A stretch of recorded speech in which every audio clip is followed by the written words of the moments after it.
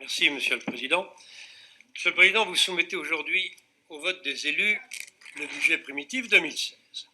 Cet exercice 2016 est inédit notamment par l'intégration mécanique des conséquences de la dérive financière de l'ancienne région Poitou-Charentes, sous la houlette du tandem Ségolène Royal, Jean-François Macaire, dont je rappelle simplement et très rapidement les principaux éléments. Une dette de 457 millions d'euros, dont presque 200 millions d'euros d'emprunts toxiques, et parmi ceux-ci, 46 millions de très toxiques, générant des intérêts élevés. Des factures impayées pour 132 millions d'euros, un crédit bail finançant des rames de TER dont le prix d'achat se montait à 175 millions d'euros, mais qui coûtera au final 354 millions d'euros, dont 303 à la charge de la nouvelle région. Et enfin, des engagements pris par la région auprès de sociétés diverses, à hauteur de 94 millions d'euros, qui de surcroît n'apparaissent nulle part dans les bilans. Voilà pour ce rappel. Enfin, compte tenu d'un manque évident de sincérité dans les documents budgétaires et devant les réticences de l'exécutif à commander un véritable audit ou de constituer une commission d'enquête sur les finances de Poitou-Charentes, comme le réclamait notre groupe, rien ne garantit que d'autres mauvaises surprises ne seront pas découvertes. Il faudra pour cela attendre le rapport de la Chambre régionale des comptes, annoncé pour la fin de l'année. Acceptons-en l'augure. De plus, le regroupement des trois anciennes régions découle de la loi NOTRe, émanant de l'État sur injonction bruxelloise. Il nous semble que l'État, voire l'Europe, devrait combler les dettes de la grande région imputable à Poitou-Charentes, qui, sans l'État et l'Europe, serait en faillite. Par ailleurs, les projections d'Ernst & Young pointent du doigt la dégradation de la solvabilité financière de la nouvelle région due à un effet ciseau entraînant une épargne nette négative dès 2020, avec pour conséquence une capacité de désendettement passant à 20 ans. Afin de préserver nos marges de manœuvre et continuer à dégager une capacité d'autofinancement, limitant le recours à l'emprunt pour financer nos investissements, des économies en fonctionnement devront être dégagées. Nous ne perdons pas non plus de vue qu'un des objectifs principaux de la loi NOTRe est la réalisation d'économies grâce aux mutualisations. Pour l'exercice 2016, l'objectif ne sera pas atteint. Le budget 2016 s'élève à 2,5 milliards, hors dette et fonds européens, 2,8 milliards si on les intègre. À périmètre identique, le budget 2016 sera en augmentation donc de 4,80%. Dès cette année, un effet ciseau se fera sentir. Les recettes réelles de fonctionnement vont baisser de 0,53%, quand les dépenses réelles de fonctionnement vont bondir de 8,80%. Concernant les dépenses de fonctionnement, tout d'abord, elles grossissent de 112 millions d'euros supplémentaires dus aux régularisations des retards de paiement et des sous-budgétisations de Poitou-Charentes, s'élevant à 197 millions d'euros. Ce sont donc 112 millions d'euros supplémentaires qui devront être inscrits en section de fonctionnement. À ce surcoût va s'ajouter une augmentation de 2,5% de la masse salariale, soit 8 millions d'euros supplémentaires. Au total, la région va dépenser quelques 340 millions en charges de personnel, soit presque 20% des dépenses réelles de fonctionnement, quand la moyenne nationale, sur la base des statistiques de 2013, est de 16,8%. 20% en Aquitaine, 16,8% moyenne nationale. Concernant les charges à caractère général, elles se chiffrent pour 2016 à 255 millions d'euros, soit une augmentation de 40% par rapport à la somme cumulée des trois anciens budgets 2015, Aquitaine, Limousin, Poitou-Charentes. Sur le même mode de comparaison, les autres charges de gestion courante sont en augmentation de 10%, passant de 986 millions d'euros à 1,08 milliard. On peine à voir, Monsieur le Président, les économies d'échelle de la loi NOTRe. C'est le moins qu'on puisse dire. En tout état de cause, il faudra bien nous fournir des explications sur ce point. Deuxièmement, concernant les recettes réelles de fonctionnement à présent, la région verra essentiellement sa dotation globale de fonctionnement baisser de 10% cette année pour s'établir à 376 millions d'euros. Il s'agit, Monsieur le Président, d'une décision de votre gouvernement. Est-il nécessaire de le rappeler?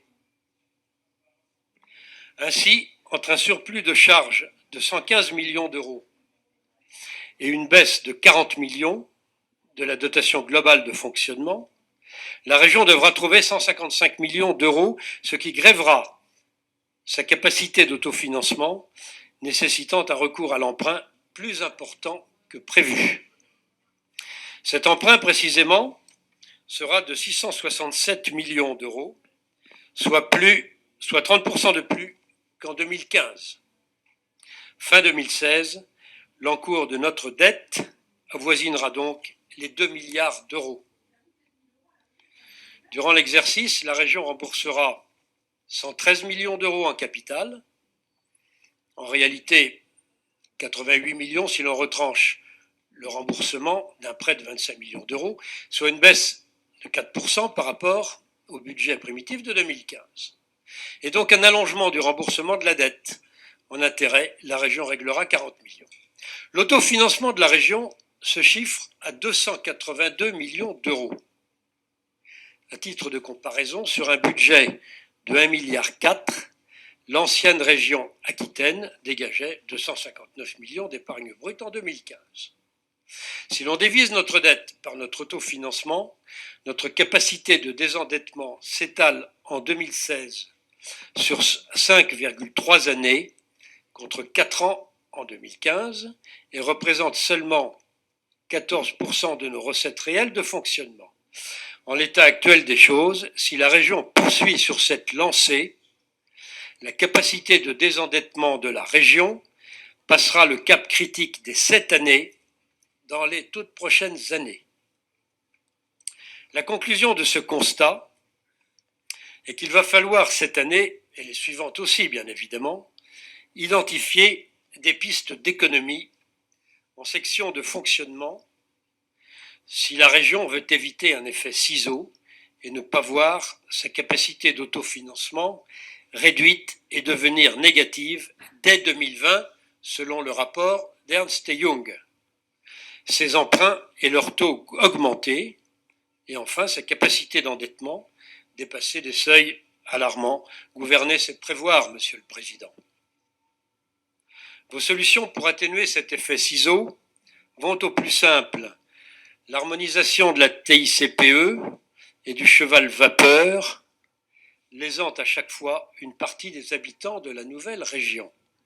Concernant la TICPE, nous estimons que son absence en Poitou-Charentes n'était certainement pas la cause des déboires financiers de l'ancienne région, comme il est dit complaisamment.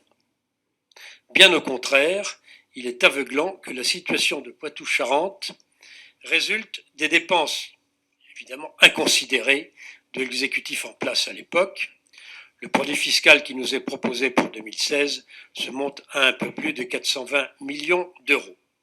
Dans un souci d'équité pour les habitants de Poitou-Charentes, mais néanmoins conscients des réalités, nous proposons la mise en application d'un taux moyen pondéré de la TICPE, soit 1,6 centimes le litre, plutôt qu'une harmonisation au plafond. Nous proposons également une harmonisation pour le coût du cheval vapeur à 38,9 €. Le produit qui nous est proposé se monte à 187 millions. Le groupe Front National propose donc un certain nombre de mesures de bon sens permettant des économies tant en fonctionnement qu'en investissement. de façon non exhaustive, d'autres suivront par la suite. Voici rapidement quelques pistes possibles. En fonctionnement tout d'abord. Premièrement, en observant la pyramide des âges du personnel de la région, on s'aperçoit que 44% du personnel est âgé de plus de 50 ans et 22% est âgé de plus de 55 ans. D'ores et déjà, il apparaît que 135 personnes, d'après les chiffres fournis par vos services, 135 personnes du siège sont susceptibles de partir en retraite à compter du deuxième semestre 2016. Il nous semble nécessaire de ne remplacer aucun départ à la retraite, au moins dans l'immédiat, prenant acte par ailleurs de l'absence de création de tout poste nouveau. Et ce d'autant plus que pour des raisons mécaniques, 2016 verra une augmentation de 2,5% de ses dépenses de personnel, soit 8 millions, puis 2% par an sur la période 2017-2020, soit 27 millions. Deuxièmement, deuxième piste, comme nous l'avons précédemment dit, les charges à caractère général se sont envolées de 74 millions et les autres charges de gestion courante augmentent de 96,9 millions. Il s'agit là probablement des surcoûts engendrés par la fusion des 3 régions, Monsieur le Président. Nous sommes très loin des économies d'échelle que votre gouvernement avait promis dans son projet de réforme territoriale. Troisièmement, ça ne vous surprendra pas, il faut mettre un terme à la politique de relations internationales. En 2016, elle est évaluée à 4,7 millions d'euros en autorisation d'engagement. Nous répéterons inlassablement, ne vous en déplaise, que ce poste budgétaire n'a pas lieu d'être, considérant qu'il s'agit d'une fonction régalienne de l'État, qui doit retrouver toutes ses fonctions régaliennes. Quatrièmement, les subventions. Ça ne vous étonnera pas non plus. En fonctionnement, tout chapitre confondu, elle se monte à 290 millions d'euros. Si bon nombre d'associations, structures, secteurs ou programmes sont effectivement d'intérêt public, d'autres poursuivent des buts beaucoup plus discutables, et notamment politiques. À elle seule, l'ancienne région Aquitaine a distribué en 2014 116 millions d'euros de subventions aux associations. Pour 2016, les activités culturelles et artistiques recevront 41,8 millions de subventions de fonctionnement. Si certaines, telles les Nuits romanes, étaient fondées à recevoir des aides, à notre avis, d'autres assurant par exemple la promotion des langues régionales avec en toile de fond le détricotage de l'unité nationale, qui nous est chère, vous le savez, ne devrait pas être subventionné à hauteur de 2,1 millions pour 2016. Pour notre part, et sous réserve d'inventaire, nous proposons une diminution globale de l'enveloppe de ces subventions d'au moins 20%. Le temps n'est plus aux largesses, Monsieur le Président.